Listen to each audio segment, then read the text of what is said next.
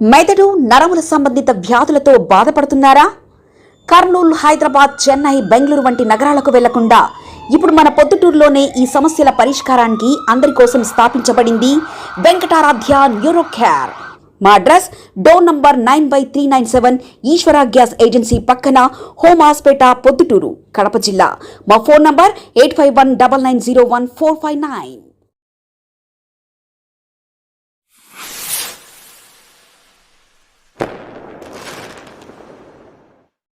పొద్దుటూరు ప్రజలకందరికీ నా యొక్క నమస్కారములు. ఈ ప్రెస్ మీటింగ్ పెట్టేదానికి కారణము, నిన్నటి దినమున గాసపాటి లక్ష్మీదేవి మా అక్క ఒక ప్రెస్ మీటింగ్లో ఒక మున్సిపాలిటీ పన్ను విషయంలో పిఎన్ఆర్ కాంప్లెక్స్ వాళ్లకు, మున్సిపాలిటీ కమిషనర్కు ఏదో కొంచెం డబ్బులు పన్ను విషయంలో డిఫరెన్స్ వచ్చి ఆ విషయంలో ఆమెను పెద్ద మనిషిగా అక్కడికి రావడము, ఆ యొక్క సమస్య మీద మాట్లాడకుండా మధ్యలో నా యొక్క సమస్య కందుల మునిరెడ్డి అనే నేను, నా యొక్క సమస్య పెట్రోల్ బంకుది కేఎంఆర్ 70 లక్షల రూపాయలు బాకీ ఉన్నాడు, ఆయననేమి పట్టించుకోరు అని ఒక పదం వాడము కమిషనర్ పైన. నా విషయం, నేను 70 లక్షల రూపాయలు బాకీ నేను కలసపడి అక్క, నేను కొద్దో గొప్ప బాకీ ఉండేది వాస్తవము, కానీ నేను ఒక్కనే కాదు, 4 సంవత్సరాలు 5 సంవత్సరాల నుండి పెట్రోల్ బంకు ఓపెన్ అయినప్పటి నుండి నేను అక్కడ డీజిల్ కొడుతున్నా. డీజిల్ ప్రైవేట్ వాళ్ళు కానీ ఎక్కడైనా బస్సు ఓనర్లకు అప్పు పడతారు వాస్తవంగా. ఎందుకంటే ప్రైవేట్ బస్సు ఓనర్లకు ఒక ఉదిరి టోల్గేట్లకు డబ్బులు ఉండవు, అందుకు కాబట్టి ఖచ్చితంగా అప్పు పట్టాల్సిందే. కానీ ఇది వచ్చే గవర్నమెంట్ బంకు మున్సిపాలిటీ. అయితే ఆ ప్రవీణ్ అబ్బాయిని మేము అడగడము, బంకు పుట్టినప్పుడు అలా పట్టుకోండి అని చెప్పి మాకు భర్త వచ్చినాడు. అప్పటి నుండి మనం 4-5 నెలల వరకు కూడా ఏమాత్రము అతని సొందరం మా సొందరం డిఫరెన్స్ అనేది కానీ డిస్ప్యూట్ అనేది కానీ ఎలాంటి లేదు. నేనే కాదు, అందరూ పడుతున్నారు. ఆ అబ్బాయి కూడా ఎందుకో ఏదో బంకు డెవలప్ అవుతుంది, కొంచెం కొత్తగా పెట్టాము అనే ఉద్దేశంతో మాకు కూడా అప్పులు పట్టినాడు. ఆ రోజే ఒకవేళ ఏమైనా అలా మేము అప్పు పట్టము, ఇది గవర్నమెంట్ బంకు అంటే మేము ఇంకోసారి వేరేసారి పట్టుకుందాము, క్యాష్ ఇచ్చే పట్టుకుందాము, లేదా ఇంకోసారి కాదు పెట్టుకుందాము. కానీ ఆ అబ్బాయి కూడా ఎందుకు ఆలోచన చేసినాడు, బంకు డెవలప్ అని పట్టినాడు. పట్టిన దానికి ఒక 4-5 నెలల కిందట ఆ బంకు మీద కొంతమంది నాయకులు మాట్లాడము, ఆ అబ్బాయికి సమస్యలు, ఆ బంకు సమస్యను తీసుకురావడము, వాళ్ళకు సరిపోవా నాయకులు. దాని మీదట మమ్మల్ని పిలిపించి అన్నట్టు డబ్బులు కట్టాలంటే నేను కూడా పోయినాను. బాబు నేను ఎంత బాగిండా అని చెప్పని చెప్పి నేను అడగడము. ఆ అబ్బాయి ప్రవీణు, ఇంకొక అబ్బాయి శివకుమారు ఇద్దరు ఉన్నారు. ఇద్దరు అప్పుడు ఇంకొక ఆయన కూడా మున్సిపాలిటీ అకౌంటెంట్ కూడా ఒక ఆయన ఉన్నాడు అక్కడ. ఉన్నప్పుడు నేను ఎంత బాగిండానని తీయమ్మా, నేను ఈ డేటుకు ఎంత బాగిండానని చెప్తే నాకు కంప్యూటర్లో కాపీ తీసి ఇచ్చిన. ఆ రోజున ఎప్పుడో చెప్తా డేట్ గారు కూడా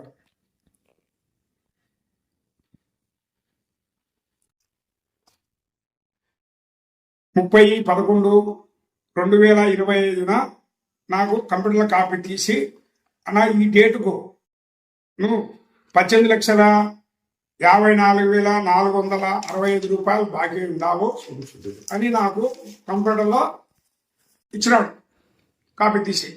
దాంట్లో సంతకాలు చేయండి అమ్మా అని చెప్పి వాళ్ళిద్దరు సంతకము, నేను జమా ఖర్చుగా ఎంత అయ్యేటో చూడకుండా వాళ్ళు ఇచ్చిన కాపీలోని నేను కూడా సంతకం చేయడం జరిగింది. ఇదో నా సంతకము, ప్రవీణ్ సంతకము, 3 సంతకాలు ఉన్నాయి.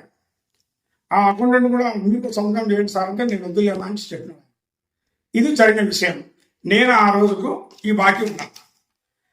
కానీ తర్వాత విషయం ఏం జరిగిందంటే, మళ్ళీ కమిషనర్ అంటే ఒక 2 నెలలకు పిలిపించినాడు. పిలిపించినప్పుడు ఏమైనా మీకు డబ్బులు ఎంత బాగినా డబ్బులు కట్టాలి కదా, డీల్ పట్టుకుని అన్నాడు. అవును సార్ కట్టాలి, తప్పదు. నా దగ్గర చెక్కు కూడా తీసుకున్నాడు ఆయన. అలా అంటే నేను కొంచెం సంతకం ఖాళీ చెప్పిందంటే ఇచ్చినానని నమ్మి ఆ చెప్పు నాకు ఇవ్వండి సార్ రిటర్ను, నేను ఈ లెక్క పాకిన దానికి నేను నెలకు 2,00,000 రూపాయల ప్రకారం మరి నేను డబ్బులు కడతాను, మీ డబ్బులు నాకు అవసరం లేదని చెప్పడం జరిగింది కమిషనర్ గారు. కానీ నీ సొంత ఆయన సొంత కొంచెం డిఫరెన్స్ చేయడం చూసుకోవాలని చెప్పి పంపించినారు.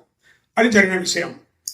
ఇప్పుడు దీని మీదట మళ్ళీ నాకు ఒక 20 రోజుల కిందట పంట సీఏ కొండారెడ్డి పిలిపించినారు. అన్నా మీ ఈ పెట్రోల్ బంక్ విషయంలో మీ దగ్గర డబ్బు లేదు అంటే ఆయన కమిషనర్ నీకు నీ మీద కూడా కంప్లైంట్ చేసి ఎన్క్వైరీ చేయమని చెప్పి అన్ని మొత్తం పంపించారు నాకు, మీరంతా బాగున్నారు ఏమైనా అన్నారు. అడిగితే నేను ఈ ఫిగర్ బాగుందా సార్ అని ఇదే ఫిగరే కమిషనర్ చూపించిన ఫిగరే ఈ లెటర్ చూపించాను. సరే ఓకేనా నువ్వు కట్టాలని ఒప్పుకుంటున్నావు కదా, నువ్వు ఒక స్టేట్మెంట్ మా వాళ్ళకు పంపించి నువ్వు వెళ్ళిపోనా అన్నాడు. ఇది 20 రోజుల కింద జరిగిన విషయం, 20 రోజుల కిందట. తర్వాత ఆయన మళ్ళీ నన్ను పిలిపియలేదు, చేయలేదు. వాళ్ళు ఏదో ఆ ప్రవీణ్ మీద శివకుమార్ మీద ఏదో కంప్లైంట్ ఎఫ్ఐఆర్ కట్టినారు. Number 1 A1 Praveen, A2 Shivakumar మీద కట్టినాడు. అది ప్రాసెస్ జరుగుతాయని ఎంతవరకు మనకు తెలియదు. సిఐ ఎంక్వైరీ నాకు పంపించినాడు, అదొక స్టేట్మెంట్ తీసుకొని. తర్వాత ఇప్పుడు ఈ విషయానికి వస్తే మా అక్క గలసపాటి లక్ష్మీదేవి గారు కేఎంఆర్ పెట్రోల్ బంకుకు 70 లక్షల రూపాయలు బాకీ ఉన్నాడు, ఎస్ఎస్ మాలు 8 కోట్లు బాకీ ఉన్నారు అని మాట్లాడము. ఆమెకు వచ్చిన పంచాయతీ వేరే, మన సబ్జెక్ట్ ఎందుకు తీసుకొచ్చింది? ఇదో మొత్తము దీంట్లో మీ సాక్షి పేపరే 9 మంది నెంబర్లు ఉన్నారు దీంట్లో బాకీదారులు. ఈ 9 మందిలో నేను ఒకటి. 1,23,47,318 రూపాయలు బాకీ సాక్షినే రాసింది. దీంట్లో ఎవరెవరు అంటున్నది? ఈమె కేఎంఆర్ అన్న ఒకటే 70 లక్షలు బాకిన్నాడు, ఎందుకు కమిషనరు ఆమెతో రావట్లేకున్నాడు అని మాట్లాడము. ఆమెకు ఏం సంబంధం ఇది? ఒకవేళ ఆమె మాజీ కౌన్సిలరు, ప్రజాప్రతినిధి, ఒకవేళ రాబట్టాలంటుంది అది కమిషనర్ దగ్గర ఇంకోటి ఆమె ఏదో చేయొచ్చు కదా, అది ఒకటి. ఇప్పుడు ఆ బంకు పుట్టి 5 సంవత్సరాలు అయింది. 5 సంవత్సరాలంటే అటు కమిషనర్ కానీ గల్తపాటి లక్ష్మి ఆమె కానీ ఆ బంకు కాడికి పోయి ఏమ్మా ఎవరు డీల్ పడతారో, ఎంత కలెక్షను, ఏంది కదా, మీరు అంత క్యాషియర్ పడతారా లేదంటే పేరు కానీ అప్పులు వస్తారా అనేది వాళ్ళు కూడా బాధ్యతగా చూసుకోవచ్చు కదా. నెలకు 10 రోజులకో 20 రోజులకో నెలకోతులో.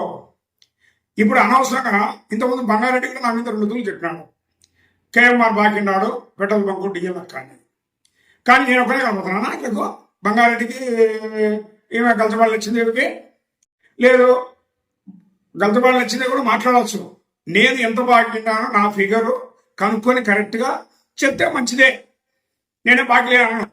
ఆ 9 మంది నేను ఒకటి, నేను బాకిందా లేకుండా ఏం లేను. కానీ 70 లక్షలు కేఎంఆర్ బాకిన్నాడు అని 2 తూరు సబ్జెక్ట్ తీసుకొచ్చింది. అక్క నువ్వు అనవసరమైన మాటలు మాట్లాడద్దు. నువ్వు తెలిసి మాట్లాడినావో తెలియక మాట్లాడినావో నాకు తెలియదు, కానీ నువ్వు ఇప్పటికైనా తెలుసుకొని మాట్లాడు. కేఎంఆర్ అన్న 70 లక్షలు బాకిన్నాడా, 10 లక్షలు బాకిన్నాడా, 5 లక్షలు బాకిన్నాడా, 20 లక్షలు బాకిన్నాడా అనేది నువ్వు కనుక్కొని కరెక్ట్గా మాట్లాడితే నాకే ఇబ్బంది లేదు.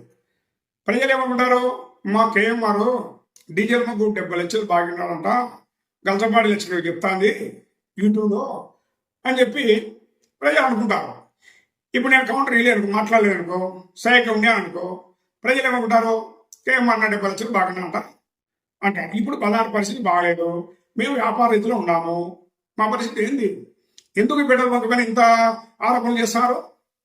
మీరు రాజకీయ నాయకులు రాజకీయాలు చేసుకోవాలి, కానీ రాజకీయ నాయకులు వ్యాపార రీతిలోకి వచ్చి ఆ పెట్రోల్ బంకును నాశనం చేసి దాని భవిష్యత్తు నాశనం చేసి, ఆ రోజు మాజీ ఎమ్మెల్యే ఏదో చేసినాడు బంకు, ఎందుకు చేసినాడో, ఏదో ఖాళీ స్థలం ఉంది మున్సిపాలిటీ, ఏదో బంకు పెడితే 10 కుటుంబాలు బాగుపడతాయి, 10 కుటుంబాలు బతుకుతారు, ఏదో అంత మున్సిపాలిటీకి ఆదాయం వస్తుందని బంకు పెట్టాను. ఆ రోజుల్లో వీళ్ళింటి కాడ సొమ్ము తీసుకురాలా, తెలుగుదేశం వాళ్ళకి వైసీపీలో సొమ్ము రాలా, ఇంకో కాంగ్రెస్లో కాలే, ఎవరు సొమ్ము కాదు. పొద్దుటూరు మున్సిపాలిటీ పరిధిలో ప్రజలు పన్ను కట్టిన రూపంలో వచ్చిన డబ్బులై ఆ డబ్బులతో కట్టాడు మాజీ ఎమ్మెల్యే. మనం కాదనిలే, అది మంచి పనే. కానీ దీనికి జరిగేదాని దాన్ని సక్రమంగా జరగనీయకుండా లేదు అట్లా కానీ మీరు గట్టిగా మాట్లాడాలా. ఏం నువ్వు ఇంతమంది డీల్కి వచ్చినావు, ఎవరెవరు బాకీలు ఉన్నారు, నువ్వు కరెక్ట్గా ఫిగర్ చెప్పు. నేను కూడా అతని ప్రవీణ్ మాట్లాడిన వచ్చింది మా అమ్మని మా యూట్యూబ్లో వస్తుంది కేఎంఆర్ అన్న బాకీని కేఎంఆర్ బాకీని నువ్వు ఎందుకు ఖండించలేకుండా, నువ్వు ఒక మేనేజర్గా నువ్వు ఎంతో బాకీ పోసినావు, ఎదురు పోసినావు, ఇదో నేను 12 ఇంత పోసినా 12 ఇంత పోసినా మొత్తం ఇంత ఫిగర్ బాకీ అని నువ్వు యూట్యూబ్లో చెప్పుకున్నా, ప్రశ్నలు ఉందరా అని నువ్వు చెప్తాను 3 నెలలు నాకు చెప్తా 2 నెలలు నాకు చెప్తా అన్నాడు. అంత గోల్మాల్ చేసిన, అంత గోల్మాలే. కరెక్ట్గా వచ్చినప్పుడు పేపరాలు అవసరం వచ్చినాయా అది తప్పు చేసినాను. నేను ఏదో ప్రవీణ్ అయిన అబ్బాయి కరెక్ట్ మంచి అనుకున్నాను ఫస్ట్లో. నా చెప్పు కాలు చెప్పు పోయి కమిషన్ ఇస్తలే అందుకు కాబట్టి అక్క కలచబాడి వచ్చిందో అక్క నువ్వు మంచి పేరుంది నీకు టౌన్లో, ఏమి నువ్వు 20 ఏళ్ళ రాజకీయాలు ఉన్నావు, మేము కాదని లేదు. కానీ నిన్ను గోపి కాంప్లెక్స్ పైన పిఎన్ఆర్ కాంప్లెక్స్ పైన ఏదో సమస్య పెంచుకునే వాళ్ళు ఆ సబ్జెక్టే మాట్లాడాలి. నువ్వు వేరే కేఎంఆర్ 70 లక్షలు బాగుంటే ఏం పట్టించుకోవాలి, మున్సిపల్ కమిషనరు ఎస్ఎస్ మాలో 9 కోట్ల ఉంటే బాగా పట్టించుకోవాలి, ఇది నీకు అవసరం ఉండే. నేను 70 లక్షలకి కరెక్ట్గా బాకీ ఉంటే మళ్ళా నువ్వు ప్రూవ్ చేస్తావా? నేను 70 లక్షలకి నీకు బాకీ ఉంటే మున్సిపాలిటీలో నువ్వు 70 లక్షలు ప్రూఫ్ చేయి అక్క. చేస్తే నేను 70 లక్షలు కడతా. నువ్వు ఒకవేళ ప్రూఫ్ చేయలేకపోతే నువ్వు 70 లక్షలు నాకు ఫైన్ కడతావా? ఇది అనవసరమైన మాటలు మాట్లాడదు, ప్రజల్లో ఆడిపోతాయి. నేను ప్రజల్లో 60 ఏళ్ళు ఉన్నా. నేను వ్యాపార సంఘాల అధ్యక్షుగా పనిచేస్తున్నా 3 సంఘాలకు. ఇప్పుడు మన రెడ్డికి వెళ్ళాము 40 చేసిన, అప్పటికప్పుడు అనుకుంటే 117 ఓట్లు సాగించుకున్నా. వాళ్ళందరూ ఒకటే కూడా. కానీ నువ్వు నిజానికి కొండి మా అవతల వ్యాపారం నువ్వు వ్యాపారం చేయొచ్చు, నేను వ్యాపారం చేయొచ్చు, వ్యాపారం ఇబ్బంది పడవచ్చు, అప్పులు చేయొచ్చు, తప్పదు. గవర్నమెంట్ అప్పు ఇచ్చాలి, అప్పు తెచ్చుకుంటాను. మనం కూడా తప్పదు, అప్పు చేయాల్సిందే, అప్పు ఇచ్చుకోవాల్సిందే వ్యాపారస్తులు. కానీ అనవసరంగా కానీ నేను ఇప్పుడు చెప్తున్నా నీకు, నా విషయంలో ఎప్పుడు కూడా తప్పుడు మాటలు ఎవరి మాటలు ఇండియావో ఎటు నాకు తెలియదు మాట్లాడకు. కరెక్ట్గా ఇన్ఫర్మేషన్ తీసుకొని కరెక్ట్గా మాట్లాడు, దాన్ని ఒప్పుకుంటా. కేఎంఆర్ 70 లక్షలు బాకీ అంటే ఎట్లా నువ్వు ప్రూఫ్ చేస్తావా? చెప్పుక్క లక్ష్మీదేవక్క, నువ్వు ప్రూఫ్ చేయి. నేను దేనికన్నా రెడీ. నువ్వు ప్రూఫ్ చేస్తే 70 లక్షలు 70 నేను బాకీ దీన్ని కడతా, నా ఆస్తులన్నీ కడతా. 70 లక్షలు బాకీ లేకుండా నువ్వు కడతావా అక్క? చెప్పు, దానికన్నా రెడీ. అందుకు కాబట్టి దయచేసి ఇంకొక తూరి ఎవరైనా సరే, నేను 30 సంవత్సరాలు టీడీపీలోనే, 5 సంవత్సరాలు వైసీపీలో పోయినా, ఇప్పుడు మళ్ళా 2 ఏళ్ళ నుండి కాంగ్రెస్లోకి పోయి నేను నూటలుగా నా వ్యాపారాలు చేసుకుంటున్నాను. నిన్న కూడా 2 సంఘాలకి నేను పోటీ చేస్తే ఏ నాయకుడి దగ్గర కూడా పోయి సార్ నాకు సపోర్ట్ చేయండి అని నేను అడగలే. నా సొంతమే 3 రోజులు 4 రోజుల ముందు పోటీ పెట్టి నేను 117 ఓట్లు సాధించిన. 4 రోజుల ముందు నేను ఏ నాయకుడి దగ్గరికి పొద్దున్న పోలే. నేనేమన్నా పోయా సార్ నాకు సపోర్ట్ చెప్పండి, నాకు ఓటు వేయించమని చెప్పండి అని ఏ నాయకుడి దగ్గరికి పోలే. నేను 100లో ఉన్నా, నా వ్యాపారం నేను చేసుకుంటున్నాను. నన్ను అనవసరంగా పదాలకు లాగి అనవసరంగా మాట చేయొద్దు కనుక దయచేసి చెప్తాను. ఇంకొక తోటి ఎవరైనా సరే నా విషయంలోకి, ఈ పర్సనల్ విషయాలకు, ఆర్థిక విషయాలకి, పర్సనల్ విషయాల గురించి మాట్లాడద్దు దయచేసి. మాట్లాడితే ఇంకా కౌంటర్ మీద కౌంటర్ ఇస్తా. అందుకాబట్టి ప్రొద్దుటూరు ప్రజలు కూడా గమనించాలా, దీని గురించి ఆలోచన చేయండి. ఎందుకంటే నేను గంచపాటి లక్ష్మీ అక్క కూడా చెప్తాను, నాకంటే చిన్నది ఉంటుందో పెద్దది ఉంటుందో, నాకు 64 ఏళ్ళు వయసు వచ్చినాయి. నాకు చిన్నది ఉండొచ్చు పెద్దది ఉండొచ్చు, నేను అక్కనే వివరంగా మాట్లాడుతున్నాను మా అక్కను. అందుకాబట్టి నువ్వెవరన్నా పొరపాటున ఎవరన్నా చెప్పింటే ఎవరు మాట్లాడినావా తెలుసుకోకుండా, ఇది అబద్ధమా నిజమా తెలుసుకోకుండా ఎవరు పొరపాటు మాట్లాడింటే నేను దానికి కౌంటర్ ఇస్తానా, దాన్ని చూసుకో. మళ్ళా కూడా కౌన్సిల్కి పోయి ముందు ఎంత బాకినాడు కేఎంఆర్ అన్న కనుక్కోవాలంటే నేనైతే 70 లక్షలు బాకీ లేను. అందుకాబట్టి దయచేసి చెప్తాను, ఇట్లు పొద్దుటూరు ప్రజలకు కానీ ధన్య టీవీకి నా యొక్క ధన్యవాదాలు. మెదడు నరముల సంబంధిత వ్యాధులతో బాధపడుతున్నారా? కర్నూలు, హైదరాబాద్, చెన్నై, బెంగళూరు వంటి నగరాలకు వెళ్లకుండా ఇప్పుడు మన పొద్దుటూరులోనే ఈ సమస్యల పరిష్కారానికి అందరి కోసం స్థాపించబడింది వెంకటారాధ్య న్యూరో కేర్ మెదడు నరముల hospital. Doctor are Jayachandra Reddy MD paediatric DM neurology ఆధ్వర్యంలో అందరికీ వైద్య సేవలు అందిస్తుంది వెంకటారాధ్య న్యూరో కేర్ హాస్పిటల్. మా వద్ద లభించే వైద్య సేవలు పక్షవాతం, మూర్ఛ, ఫిట్స్, తలనొప్పి, మెడనొప్పి, మూతి వంకర, వణుకు, కంపవాతము, మతిమరుపు, నరాల బలహీనత, తిమ్మిర్లు, మంటలు, నడుము నొప్పి, కళ్ళు తిరగడం, కండరముల జబ్బులు, తూలినట్లు నడవడం వంటి వాటికి వైద్య సేవలు అందించబడును. మూర్ఛ వ్యాధి పరీక్ష, వీడియో మూర్ఛ వ్యాధి పరీక్ష, నరాలకు సంబంధించిన కంప్యూటర్ కరెంటు పరీక్ష, కంటి నరములకు సంబంధించిన కంప్యూటర్ పరీక్ష, ఫిజియోథెరపీ వైద్య సదుపాయం, చెవి నరములకు సంబంధించిన కంప్యూటర్ పరీక్షలు ప్రత్యేకంగా చేయబడును. పక్షవాతం వచ్చిన 4 గంటల 30 నిమిషాలలో రక్తం గడ్డం తరుగుటకు ప్రత్యేక సూది మందు థర్బోలైసిన్ నిత్యం అందుబాటులో ఉండుట మా హాస్పిటల్ ప్రత్యేకత.